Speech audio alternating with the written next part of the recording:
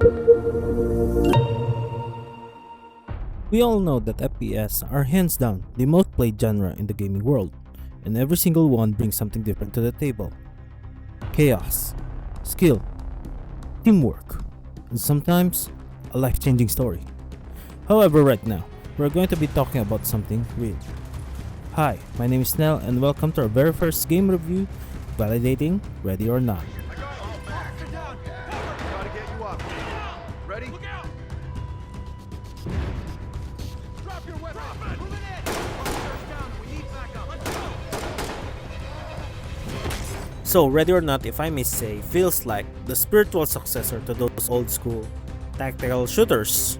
It's real, it's raw, and it does not hold your hand. It's set in the dark gritty city of Los Sueños where crime is at all-time high. You'll be playing as a cop and is required to apprehend suspects in different missions.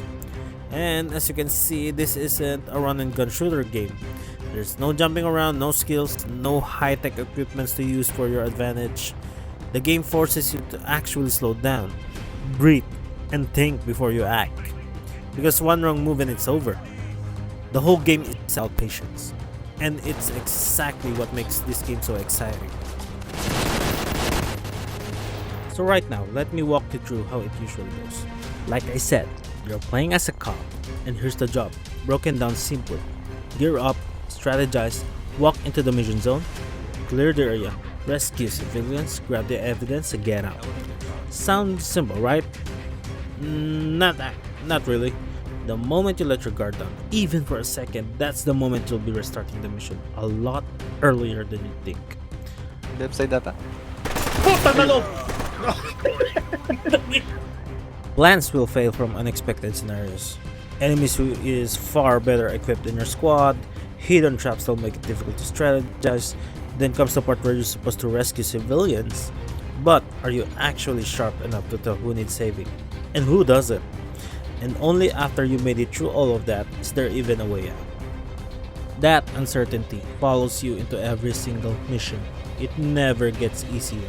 But that heavy atmosphere you feel while playing, it only gets more intense the higher and harder the mission you're taking on. Depending on what you choose, you are either breaching small spaces with lots of traps and enemies, or pushing through open area with less cover for your squad. Take one mission for example. It's set in a hotel way up high up floor. Long hallways, room after room after room. Enemies are roaming the whole map. Doors are locked and you've got to force them open or pick the lock to get through. But here's the real problem. It's never what's behind the door that you expect. It's either an enemy just waiting for you to walk in or an explosive trap that goes off the second you step through. Either way, you're gonna be playing it your way. But here's the catch. Whatever loadout you're bringing, you're gonna need to go through with it. Pick wrong, and you'll be back to the station in no time. And you are able to use variety of weapons to adjust the needs for your team, which I will get into it later. But at the end of the day, your job is to bring order to chaos, take down threats, rescue civilians, and secure evidence. Roger that. Medical assistance is standing by. I'll get them ready. So picture this. You're clearing a room, breathing controlled, dead silent. 1 minute, nothing. Next minute, you're trading shots with a suspect. And here's the thing. Hesitate half a second too long and he's behind you. Didn't even say move. That's game. Every hit is fatal. Hesitation, that's what's gonna get you killed. Now throw some civilians into the same firefight. Things get messy fast. Some will surrender unless you capture them. No problem. Some will run away the second they see you, and some, the worst kind, will play the victim. Right up until you drop your guard and boom, you're dead before you even notice what happened.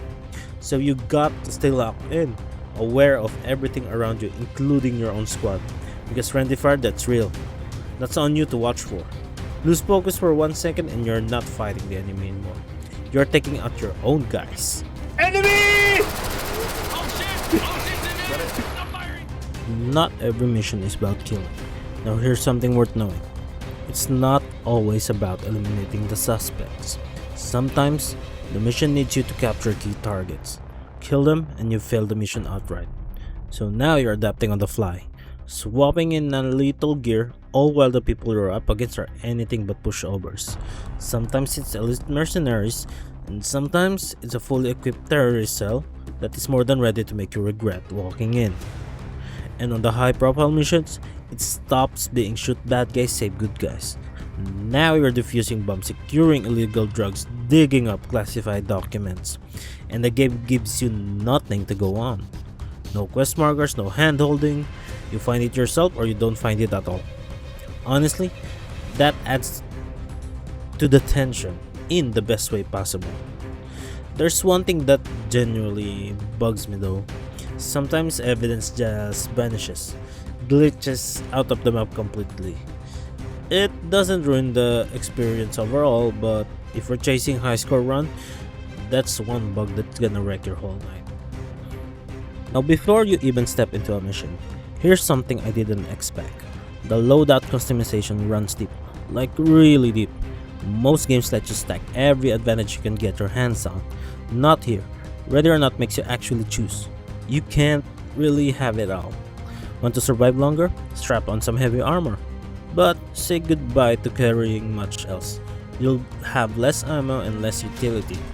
Though if you want the other way around, want more mags and gear instead, go light on the vest. But expect a single bullet to end you in a second. There really is no perfect build, only trade-offs. And that's what forces you to actually think through what makes you want going into a mission instead of just maxing everything out. Though on a side note, you can also customize how your character looks back at the station. Doesn't affect gameplay, but it's a nice touch for spotting your friends in multiplayer. Speaking of guns, the gunplay itself feels heavy, powerful. Nothing like the laser straight shooting you're used to in most other FPS titles. The stronger the gun, the harder it kicks, and the harder it is to land your shots. This game wants you shooting slow and steady, not spraying and praying. And when you're getting suppressed, I wouldn't even try shooting back. Your character physically reacts to nearby impacts, and that alone makes every firefight feel terrifyingly real. Reloading works differently here too. Forget how most games just top your mag off with leftover bullets. Here, every reload is a full magazine swap. And if you didn't empty that old mag, you can grab it back later, just with fewer rounds inside. Interestingly, Counter-Strike recently updated its own reload mechanics to work the same way. Need to reload in a hurry mid-firefight? Double tap reload to ditch the current mag and slap in a fresh one fast. But be warned, there's no picking up enemy ammo here, and you can't magically refill mid-mission. The only way to restock is if a teammate goes down or gets incapacitated. You can loot their ammo, but only if you're both running the same weapon. Ammo management isn't optional here, it's a survival. Now, there are two ways to play this, solo or with a crew. Let's talk solo first. Ready or Not does have a campaign, but don't expect some big cinematic story. It's more of a lore-driven, told through missions, mission briefings, rather than cutscenes. What you actually need to know is about Commander Mode. This is where things gets interesting. Commander Mode adds a full squad management. You recruit your own team, each with their own specialty, and lead them into missions yourself. And honestly, the AI is genuinely impressive. At one point I was breaching a single apartment, one entrance though, and the moment I called the breach order, my team executed it so clean. Fast responses, precise follow through, barely a mistake between them. It genuinely feels like commanding a real team. But here's the twist though. It's not just tactical. What you have to do is psychological management too. Higher mission score boosts morale. Mess things up, civilian dying, squad mates going down. The damage doesn't just disappear. It actually lowers team's morale, and it follows your team to the next mission, making them less effective. And now what if a squad member dies? That's permanent. Yes, you'll get a replacement, but the psychological damage to the whole team sticks around, and suddenly, every mission after that gets a lot harder. It's a great mechanic because it forces you to live with your mistake instead of just resetting. It's the same principle that makes permanent mode so compelling in other games. Now let's flip over to the multiplayer. The entire game changes shape, because now communication is everything.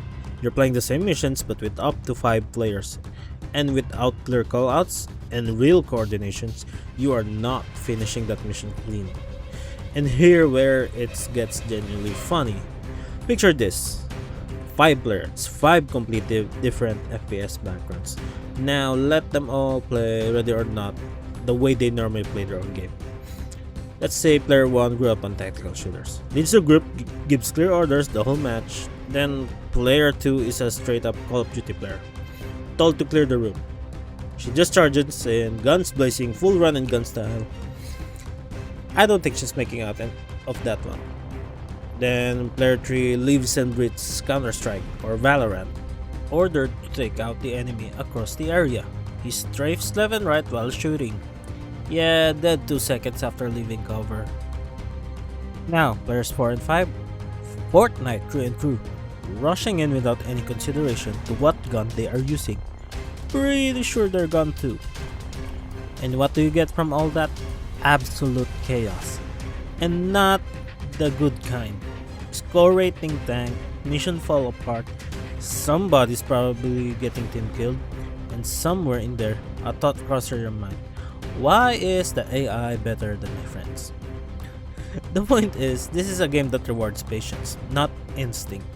But depending on your squad, it might just be the funniest chaos you've ever witnessed.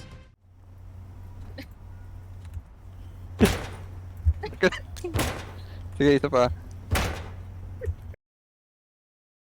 Bukas naman pala.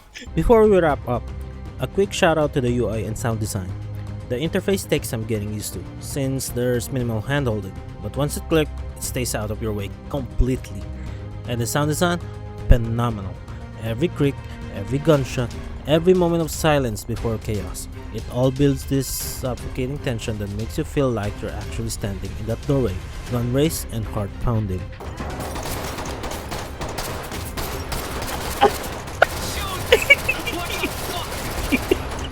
So where does that leave us?